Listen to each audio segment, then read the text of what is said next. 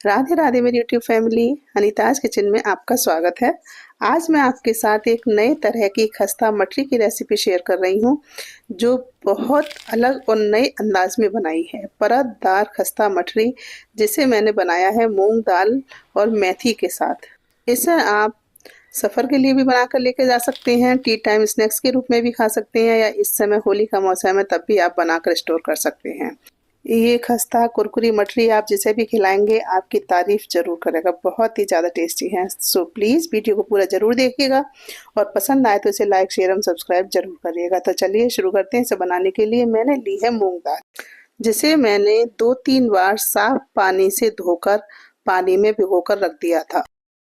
बहुत अच्छे से फूल गई थी। आप इसे चाहें तो 3-4 घंटे पहले भी भिगो सकते हैं, तब भी ये बहुत अच्छे से फूल जाती है। और अब इसका एक बार फिर साफ पानी से धो लिया है और फिर लिया है एक मिक्सर जार लिया है। पानी बहुत कम मात्रा में ही आप इसमें डालें।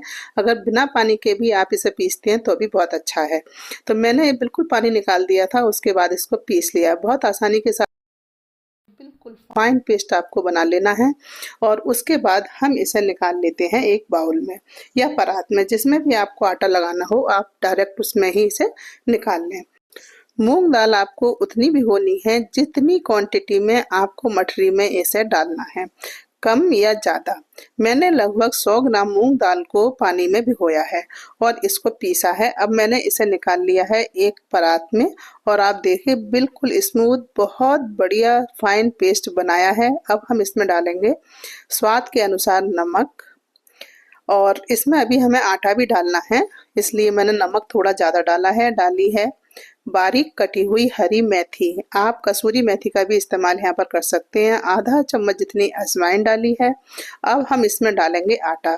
आटा भी आपको उतना डालना है जितनी मठरी आपको बनानी हो। तो मैंने लगभग आधा किलो जितना आटा इसमें डाला है। 100 ग्राम मूंग की दाल डाली है, आधा किलो आटा डाला है। और अब हमने इसमें डाला है लगभग 100 ग्राम जितना रिफाइंड ऑयल। आप यहाँ देसी घी का भी इस्तेमाल कर सकते हैं। तो इस तरह से हमने इसे मिलाया है और अब हम दाल, आटा और जो भी चीज़ हमने डाली है उसको अच्छी तरह से मिला लेते हैं, जिससे जो हमने ऑयल मिलाया है वो भी और दाल भी सब एक जैसी हो जाए। और अब मैंने मिक्सर जार में थोड़ा सा पानी लेकर वो भी मैंने इसमें डाल दिया है और पहले हम इसे अच्छी तरह से मिला लेते हैं। उसके बाद अगर ज़रूरत होती है तब हम इसमें पानी डालेंगे। और इसीलिए मैंने कहा था कि पानी मूंग की दाल में कम डालना है। तो मुझे पानी की बिल्कुल ज़रूरत नहीं पड़ी, बस थोड़ा सा मिक्सर को जो जार है उसको ही धोकर मैंने इसमें डाला है और इसे एक टाइट डो की तरह हमें लगाना है। अगर डो पतला हो जाएगा तो मठरी उतनी अच्छी नहीं बन पाएंगी, इसलिए आप थोड़ा टाइट डो ही इसे लगाएं। तो देखिए इस तरह से मैंने आटा लगाकर तैयार कर लिया है। अब हमें इसे ढककर रख देना है लगभग 10-15 मिनट के लिए, जब तक हम और तैयारी कर लेते हैं। तो इसे मैंने ढककर रख दिया है। अब मैंने लिया है लगभग 1-1.5 चम्मच आटा और इसमें हम डालेंगे 2 चम्मच जितना देसी घी, जिससे इसे हम मिलाएं। हमें लगाना है इसमें साटन। तो अच्छी तरह से ये घी में आटे को मिला लेना है। थोड़ा सा घी ज़्यादा ही रहे, इस तरह से मतलब थोड़ा पतला सा हो जाए, ये आटा घी में पतला सा हो जाए। तो इस तरह से हमने इसकी साटन के लिए तैयार किया है। अब आटे को हम एक बार फिर से मल लेते हैं। लगभग 10-15 मिनट इसे रखे हुए हो चुके हैं। एक बार फिर से अच्छी तरह मलेंगे। मलने से ये थोड़ा और स्मूथ और बढ़िया चिकना हो जाएगा, तो इसकी मटरी बढ़िया बनेगी। तो मैंने जो किचन की जो स्लिप है उसको ही मैंने साफ कर लिया है और इसी पे मैं एक बार फिर से मलकर और इसी पे बनाऊंगी मटरी। तो देखिए इस तरह से हमने मल लिया है। थोड़ा सा रोल बना लेते हैं और इसकी छोटी छोटी लोइयाँ बनाएंगे। तो मैंने इसे पहले 2 भाग में कट कर लिया है और उसके बाद फिर थोड़ा सा रोल बनाएंगे और इसकी फिर लोई बनाएंगे। तो आप इस तरह से इन्हें बनाकर तैयार कर सकते हैं। तो आप जितनी मतलब बड़ी रोटी आपको बनानी हो उस मात्रा में आप इसकी लोइयाँ बना सकते हैं। तो मैं देखिए मैंने थोड़ी बड़ी बड़ी सी बनाई हैं। जिस तरह से हम एक बड़ा पराठा बनाते हैं उस तरह से ही मैंने इनकी 3 लोइयाँ बनाई हैं। और अब हम इनकी पेड़े बनाकर तैयार करेंगे और उसके बाद में इनकी रोटी बनाएंगे। तो देखिए इस तरह से बनाकर तैयार कर लिए। अब हमने एक पेड़े को लिया है और इसकी भी हमने 2 भाग किए हैं। तो आप चाहें तो पहले भी छोटे छोटे भाग कर सकती हैं, लेकिन मैंने एक बराबर लोई बनाकर फिर इसके दो बराबर बराबर भाग किए। ऐसा करने से के पूरी जो रोटियां हैं या जितनी मठरी हम बनाएंगे वो सब एक जैसी ही बनेंगी इसलिए।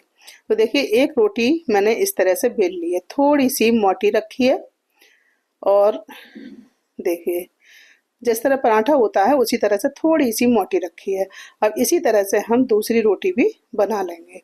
तो इस तरह से हमने रोटी बनाकर तैयार करी है।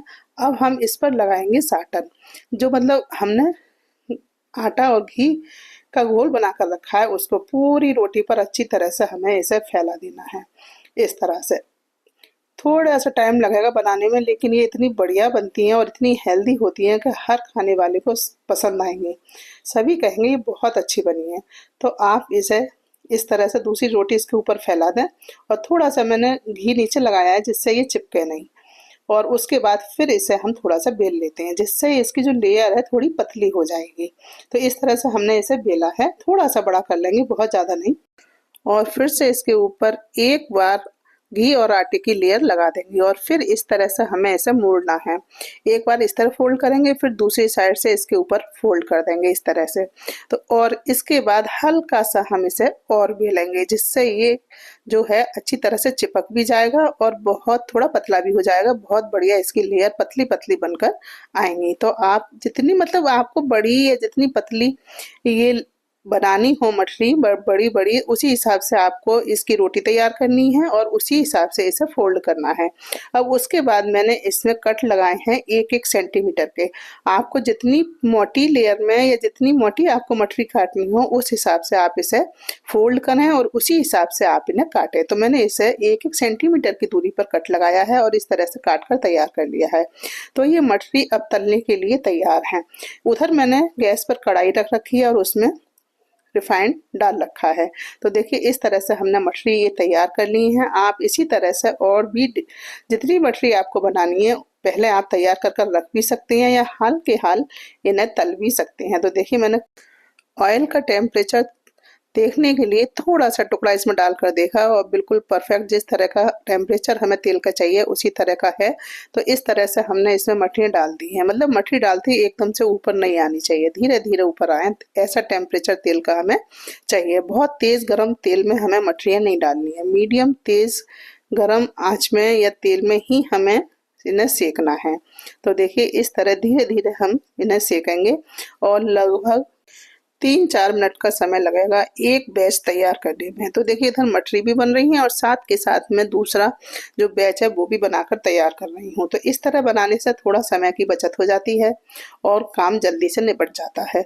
तो आप भी इस तरह बनाकर पहले बनाकर भी रख सकते हैं, अगर आपको परेशानी हो, और ना हो तो आप इस तरह इन्हें तुरंत के तुरंत बना भी सकते हैं। लेकिन साथ ही साथ ध्यान रखें जो कढ़ाई में मठरियाँ हम तल रहे हैं उन वो जलने ना पाए, उनका हमें पूरा ध्यान रखना है। तो देखिए इस तरह से हम इन्हें तलेंगे। तलने में थोड़ा सा टाइम लगता है बस, लेकिन आपको बहुत ज़्यादा आंच में नहीं सेकना है। तेज़ आंच में, अगर हम तेज़ आंच में सेकते हैं तो ये ऊपर से इनका कलर भी दूसरी तरह का हो जाता है और अंदर से ये कच्ची भी रह जाएंगी, उतनी क्रिस्पी नहीं बन पाएंगी। इसलिए हमें मीडियम टू लो फ्लेम पर इन्हें सेकना है और ये बहुत बढ़िया से कुछ ही देर में सिक जाती हैं। 3-4 मिनट का समय तो लगेगा ही इन्हें एक बैच तैयार होने में। तो देखिए इस तरह हम धीरे धीरे इन्हें सेक रहे हैं और दूसरा बैच की जो मठरी हैं उनको भी हम तैयार कर रहे हैं।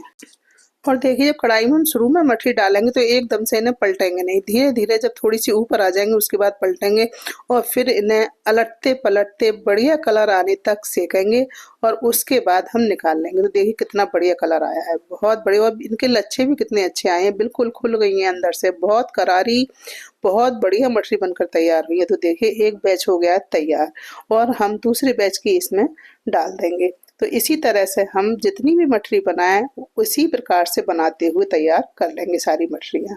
तो देखिए जब थोड़ी सी हल्की सिक जाएंगे तभी हम इसमें कड़छी से चलाएंगे और इन्हें अल्टा पल्टी करेंगे। तो इस तरह से हम जितनी भी मठरियाँ सब बनाकर तैयार करेंगे। तो देखिए ये दूसरा बैच भी हो गया तैयार और इसी तरह से हम सारी मठरी बनाकर करेंगे तैयार। बहुत बढ़िया क्रिस्पी बढ़िया मछली बनकर तैयार है। आप इसी तरह से जितनी भी मछली बनाएं बनाते जाएं और बनाकर इन्हें स्टोर करें। जिसको भी मन करे आप बनाएं खिलाएं। बहुत ही टेस्टी, सभी को पसंद आने वाली बहुत ही बढ़िया मछली बनकर तैयार है।